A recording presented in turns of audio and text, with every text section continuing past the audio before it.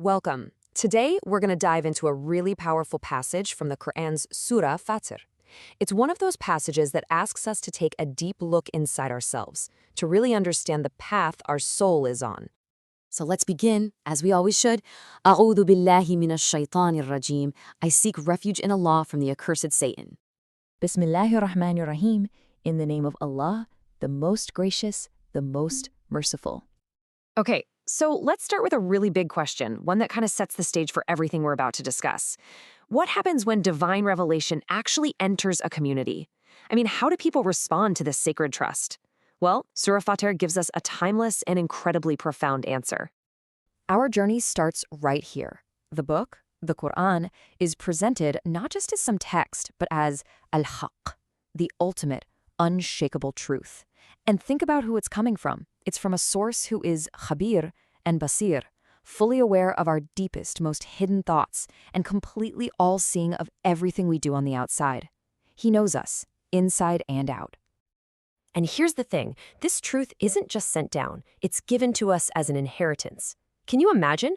What an incredible honor, a huge bounty from Allah. But this is where things get really interesting. This inheritance leads to a critical split, a sort of sorting of souls based on how each one receives this precious gift. The verse lays out three distinct groups, three different kinds of heirs to this divine book. Now, it's so important to see this not as a tool for us to judge other people. Not at all. It's a framework for our own self-assessment. It's a mirror for us to ask, okay, where do I stand in all this? First up, we have the heir, who wrongs themselves. Now, on the outside, sure, this means falling short, maybe neglecting duties or making mistakes, but the Sufi masters invite us to look deeper. This outward state is really just a symptom of an inner reality, being dominated by the nafs al-amara. You know, that commanding soul, the part of us that's always pulling us toward our lower self, toward our ego. The next two heirs show us a spiritual progression. There's the moderate one, the muqtasid. This person is connected to the nafs al-lawwama, the self-reproaching soul. Ever feel like you're in a constant battle with yourself? You do good, then you slip up, then you feel bad and try again. That's it. And finally, you have the sabiq, the one who is foremost. This is the state of the nafs al-mutma'inna, the tranquil soul. Totally at peace, just racing toward goodness by Allah's permission. And get this, there's this amazing mystical layer of insight here from Abjad numerology. The letters in the Arabic word sabiq, which means foremost, have a numerical value that reduces down to 1. And what does the number 1 always point to? Tawheed, the ultimate goal, divine unity, oneness with God. It's like the very word for the highest state is pointing us to the highest reality. Just beautiful.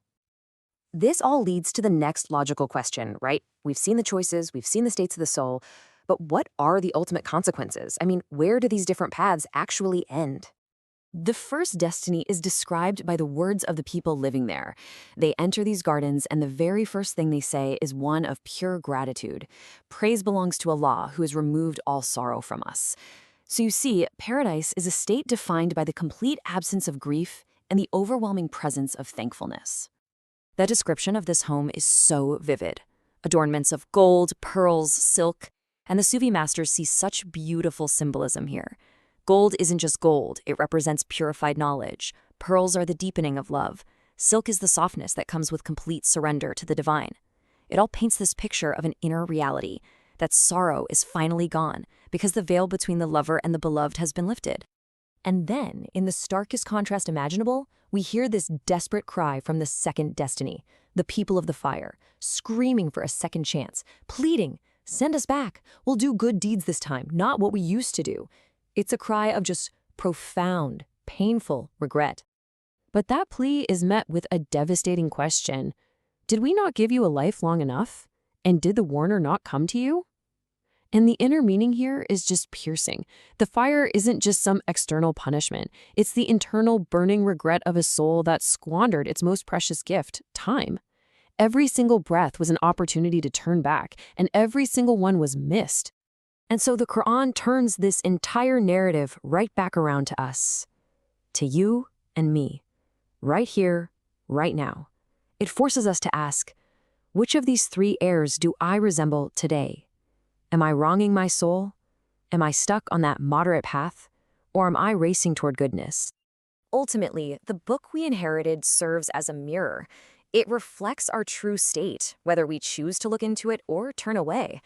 It teaches us that paradise is a state of being where sorrow ends and gratitude just overflows, while hell is the deep, profound regret of a life not lived for its true purpose.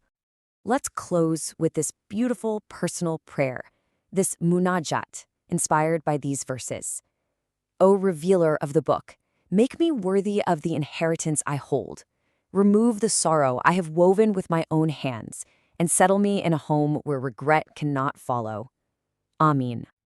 This reflection was based on material compiled by Mir Ali Shah for Living the Wisdom of the Qur'an. Thank you so much for joining this exploration of these incredibly profound verses.